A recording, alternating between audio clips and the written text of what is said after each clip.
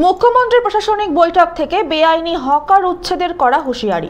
তারপর বারাসাত পৌরসভা জেলা সদস্যের দপ্তরে বিভিন্ন বৈঠক হয়। অবশেষে বারাসাত জেলা আদালতের সামনে যে সমস্ত বেআইনি দোকান ছিল সে সমস্ত দোকান ক্রেন দিয়ে গুড়িয়ে দিল বারাসাত পৌরসভা। সঙ্গে ছিলেন বারাসাত থানার বিশাল পুলিশ বাহিনী।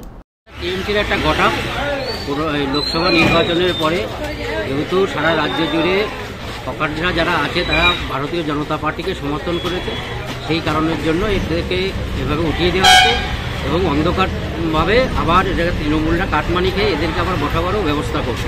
এটা তৃণমূল নেতাদের একটা কামানোর জন্য এটা এই ব্যবস্থাপনাটা করেছে, মানুষকে দেখানো হচ্ছে আই ওয়াশ করছে। আমরা শাড়ি নিয়েছিলাম, তারপরে শুনেছিলাম যে Aadhaar card, voter card, PAN card এইসব পৌরসভার থেকে আসবে এবং পৌরসভার একজন ব্যক্তি এসে আমাদের কাছ থেকে এগুলো নিয়েও গেছে। দোকানের ফটো, ছবি সবই তুলে নিয়ে গেছে, আমাদের ডকুমেন্টসও নিয়ে গেছে। আমরা সেই ভিত্তিতেই আর কি সেই এতে ডকুমেন্টস দেওয়ার পরেই আমরা আবার দোকান নিয়ে এসে নতুন করে চালু করেছি। জানি যে তাহলে আমাদের সমস্যাটা মিটেছে নিশ্চয়, এই ভেবেই আমরা দোকানটা চালু করেছি। এবার হুট করে আজকে ছুটির দিনে কোর্ট ছুটি, আমরা জানি না, কিন্তু এইভাবে ভাঙাচোরা হচ্ছে। আমরা তো বাড়ির থেকে একজনের ফোনে জানতে পেরে আমি দৌড়াতে এসেছি এখানে দোকানটা বাঁচানোর জন্য। এই যে আপনাদের ডকুমেন্টসগুলো নেওয়া হয়েছিল তখন কি বলেছিল যে পুনর্বাসন দেবে, এরকম কোনো কথা বলেছিল? তখন তো একটা অল্প বয়সী ছেলে এসে এগুলো নিয়ে গেছে, কিছুই বলেনি।